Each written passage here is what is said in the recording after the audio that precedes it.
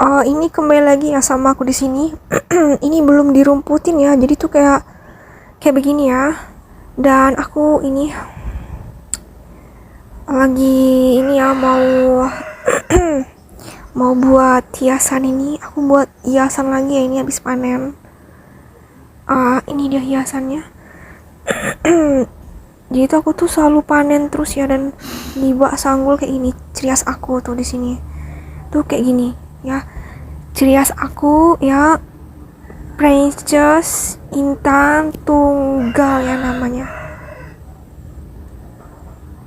Ini ide-idenya aku sendiri ini ya. Ini EQ aku sendiri yang punya ide kayak gini. Memang dari otak aku tuh kayak gini ya. Tes di EQ aku gitu kan, tes di badannya tulang besar sebelah ya, tes di badan bayi tabung gitu. Ini aku mau mukbang ya, ini ada nasi capcay di sini ya. Ini aku mau ngonten makanan aku sehari-hari di rumah gubuk kayu di Tritip ya, di rumah bapak tiri aku di sini. Jadi aku di situ tuh dari kelas 3 SMP ya. SMP aku tuh kan Islam, jadi MTS. Kelas 3 MTS itu setara dengan SMP negeri ya, tapi aku tuh swasta karena kan miliknya tuh milik yayasan gitu kan, kayak pondokan gitu. Jadi aku itu ya anak tunggal perempuan, jadi aku kasih nama Princess Intan Tunggal ya, sesuai dengan nama aku, Princess Intan Tunggal, karena aku anak tunggal gitu, anak semata wayang ya, anak broken home atau anak paling disayang gitu. Kalau bapak tiri itu jangan ditanya ya, dia itu punya anak ada 4.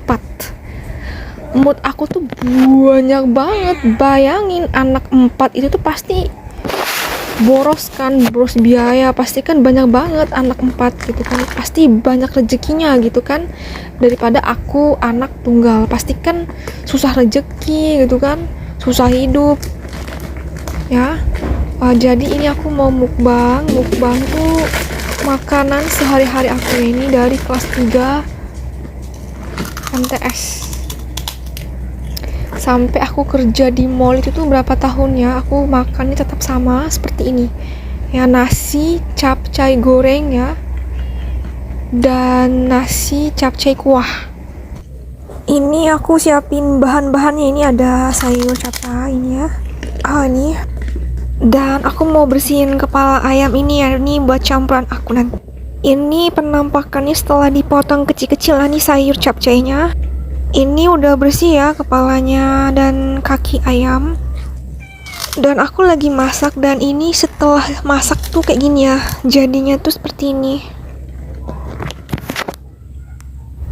Jadi aku makan nasi capcay ini sudah berapa tahun ya, aku lagi ngitung tahunnya.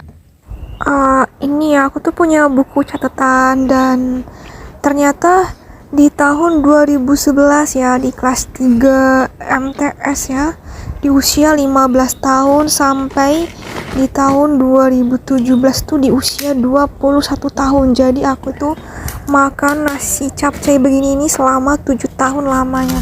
Bayangin ya, aku makan kayak gini nggak pernah bosan-bosan, karena aku tuh senangnya tuh ada jagung manisnya gitu kan. Cuman kalau yang ini udah nggak ada gitu, jagung manisnya tuh nggak ada. Sedih gitu kalau makan itu tuh nggak sesuai yang kita mau gitu, karena kalau aku makan itu tuh tenyang-nyang gitu kan, kok nggak ada jagung manisnya gitu. Yang aku suka itu hal yang paling terpenting itu tuh ada jagung manisnya. Dia tuh jagungnya tuh jagung muda gitu ya, masih muda gitu, sangat muda gitu jagung manisnya, kan enak gitu kan, ada manis-manisnya gitu. Ini nggak ada, liatin sudah mahal baru kurang lengkap gitu ya. Sedih gitu, nggak bisa nostalgia gitu, merasa kurang puas gitu dengan makan sendiri gitu kan. Mencintai jiwa lah ya, mencintai diri ini gitu. Sampai kerja pun di mall itu tuh aku bawa bekal tuh nasi capcay lagi ya. Jadi aku tuh kerja di mall itu di BSB itu di tahun 2014. Ya itu aku kerja bawa bekal kayak gini, nasi capcay itu tapi pakai jagung manis ya. Aku nggak pernah ketinggalan buat jagung manisnya, jadi semangat buat kerja ya waktu itu ya. Waktu itu aku di usia 18 tahun ya, bawa bekal waktu zaman kerja. Oke, aku bisa makan nasi capcay ini cuman di rumahnya bapak tiri aku ya. Ini di rumah teritip itu kayak gini rumahnya. Jadi aku tuh nggak tahu gitu ya kalau aku tuh bisa tinggal di sini. Aku tuh nggak nyangka gitu bisa tinggal tinggal di sini gitu, di rumah ini gitu, di rumah kayu ya ini ya. Jadi aku di sini tuh udah berapa tahun ya, ini aku di sini udah 7 tahun ya, seusia dengan nasi capcay aku selama 7 tahun juga gitu. Aku tuh kagetnya tuh bukan main ya. Jadi pas aku pindahan dari Jawa Tengah itu kan di usia hampir 5 jalan ke 6 tahun ya, waktu itu kan masih TK Katolik ya, putus TK Katolik langsung ke TK Islam. Nah jadi aku tuh lewat-lewat di rumah ini kan, di rumahnya bapak tiri aku tuh, ini kok rumah angker kayak rumah hantu gitu kan, kayak rumah serem gitu. Aku tuh benci banget gitu kan, takut nanti ada hantunya gitu kan nempel diri aku terus ngikutin kita kalau naik angkot gitu. Makanya aku tuh nggak pernah mau nengok di rumah ini gitu. Nggak nyangka ya kok kalau ibu aku bisa dapat suami dan rumahnya tuh di sini gitu ya. Udah mau nggak mau aku kan tinggal di situ. Terus aku tuh tetap nggak betah kan, jadi aku tuh keluar ya subuh cuman buat pacaran. Jadi aku tuh nggak kuat karena rumahnya seperti ini nih. Aku tuh keluar subuh ya buat pacaran itu pas waktu azan subuh ya, habis sholat subuh aku keluar terus lewat jendela kamar seperti ini ya jendelanya. Dan jadi di sebelah jendela kamar aku tuh ada pohon buah lemon ya, jeruk besar dan pohon mangga. Nah jadi pohon mangganya tuh pernah kesambar petir ya, kedor gitu ya, geluduknya tuh kenceng banget gitu kan, membuat TV kamar aku tuh mati total ya waktu itu, kesambar petir dan ranting pohon mangga itu tumbang gitu ya. Pas redup ya, pas udah hilang badainya itu, jadi aku tuh kaget banget ya pas baca surah Yasin gitu kan, wal Quran Hakim, langsung dor gitu. Langsung aku tuh banting-banting gitu kan, rebahan tidur langsung tiba-tiba mau berdiri tuh kaget nggak bisa berdiri, jadi kayak terpuntar-puntar gitu, kayak bulang-baling gitu. Dan aku tuh nggak bisa berdiri cepat gitu, lelet, aku terpuntar-puntir gitu kan. Terus datangin ibu aku waktu itu di kamar sebelah kan. Apa seserem ini gitu ya, aku tuh harus menyaksikan seperti ini gitu. Kenapa aku harus menyaksikan seperti ini gitu, yang tidak ingin aku inginkan, yang tidak pernah aku inginkan sama sekali. Jadi TV aku tuh rusak parah ya, jadi TV aku tuh udah nggak bisa tonton lagi. Sedih banget. Jadi rumahnya ini banyak pohon-pohon buah ya.